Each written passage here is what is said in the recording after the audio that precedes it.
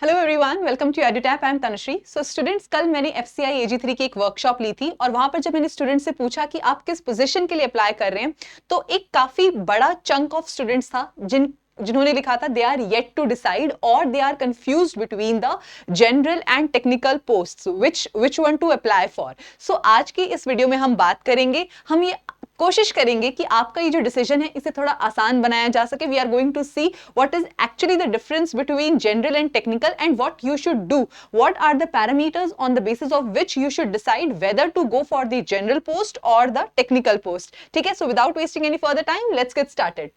सो students, अगर मैं सबसे पहले बात करूं पोस्ट और सैलरी की, तो यहां पर कोई भी डिफरेंस नहीं है। ठीक है, दोनों ही जो जनरल और टेक्निकल की पोस्ट्स हैं, दोनों ही यहां पर हमारे लिए AG3 की हैं।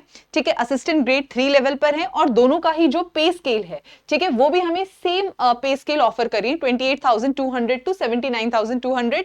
ठीक है, तो दोनों का पे स्केल भी यहां पर सेम है और दोनों की जो पोस्ट है वो भी बिल्कुल सेम है।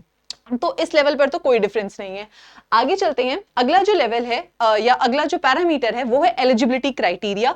ठीक है, तो देखो एलिजिबिलिटी क्राइटेरिया जो है उसको प्लीज आप ध्यान से देखिए, क्योंकि टेक्निकल के अंदर उन्होंने बहुत स्पेसिफिकली यहां पर मेंशन किए हैं कि BSc इन व्हाट सब्जेक्ट्स और BTech और BE in what subjects will be accepted as far as the technical positions are concern. ठीक है, तो BSc in agriculture, BSc in botany, zoology, biotechnology, biochemistry, microbiology, food science और BTech in food science and technology, agriculture engineering, biotechnology. ठीक है, तो केवल यही वो डिग्रीज हैं, यही वो BSc की डिग्रीज हैं जिनके जो अप्लाई कर सकती हैं as far as technical is concern. ठीक है, तो प्लीज बी वेरी श्योर कि आप इन एलिजिबिलिटी क्राइटेरियाज को फुलफिल कर रहे हैं as far as the technical is concern.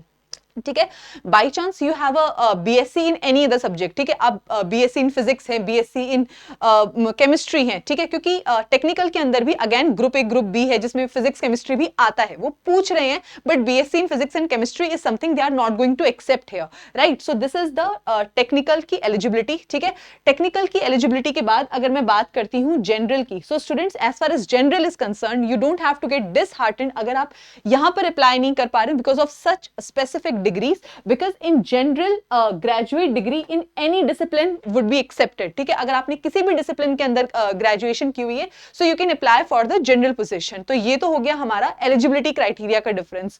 उसके बाद में हम चलते हैं एग्जाम पैटर्न के ऊपर कि एग्जाम पैटर्न में क्या डिफरेंस आते हैं। तो देखो हमारे एग्जाम के अंदर दो स्टेजेस हैं, फेज 1 फेज 2। फेज 1 की अगर मैं बात करती हूँ, फेज 1 जनरल और टेक्निकल के लिए बिल्कुल सेम है, कोई डिफरेंस नहीं है। एक पेपर होगा फेज 1 में, जनरल के लिए भी वही होगा, टेक्निकल के लिए भी वही होगा, कोई डिफरेंस नहीं है यहां पर। ठीक है, वैसे यहाँ पे काफी ज्यादा सेम नहीं हो गया, ये जनरल के लिए भी सेम है, टेक्निकल के लिए भी सेम है। बाहुबली फिल्म देखी है जिसमें शिवगामी देवी कहती है मेरे दोनों पुत्र समान रूप से काबिल हैं। ठीक है, बट कोई बात नहीं, वहां पर कालके आए थे ये बताने के लिए कि कौन सुपीरियर है, और यहाँ पर फेज 2 आया है यही काम करने के लिए। सो स्टूडेंट्स, अगर मैं फेज 2 की बात करती हूँ तो फेज 2 के अंदर क्या डिफरेंस है देखो।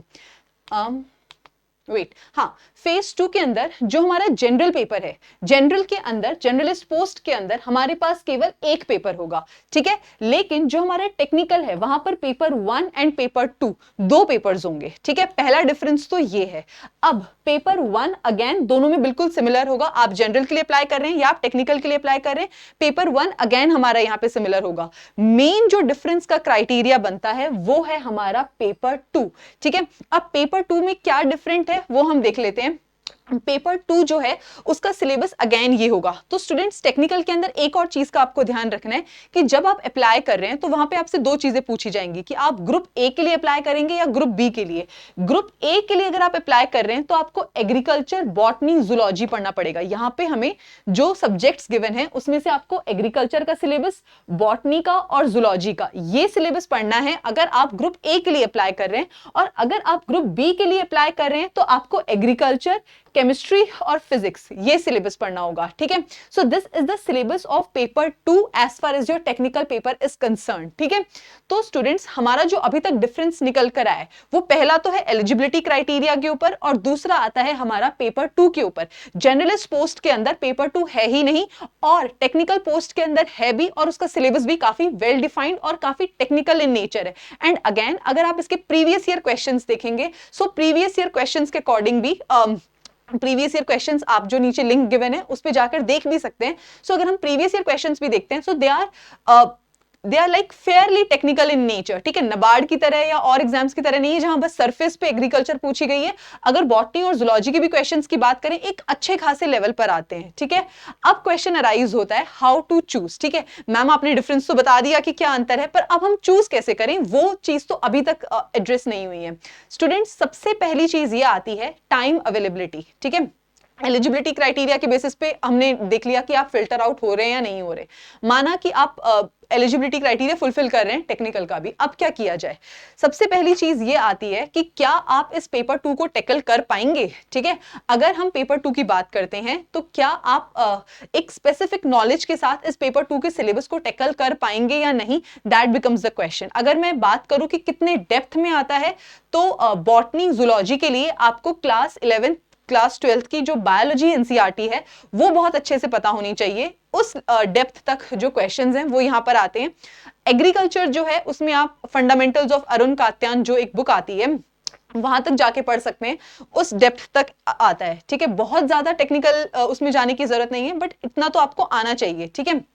तो ये हमारा सिलेबस होगा या फिर ये हमारे सोर्सेज होंगे जो आपको एटलीस्ट रीड करने हैं अगर आप सेल्फ स्टडी कर रहे हैं। तो अब क्वेश्चन ये आता है कि क्या आप इस पेपर 2 के लिए प्रिपेयर कर पाएंगे, ठीक है।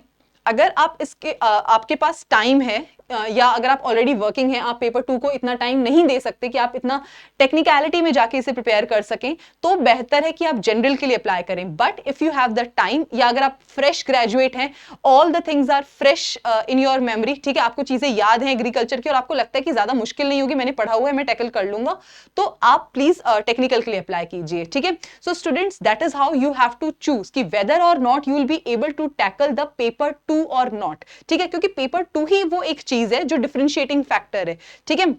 So students, that is how you should be choosing the general versus technical. That is how you are going to solve this debate between general versus technical. All right, so I hope this video was useful for you. Thank you so much students for watching me, and I wish you all the very best for your examinations.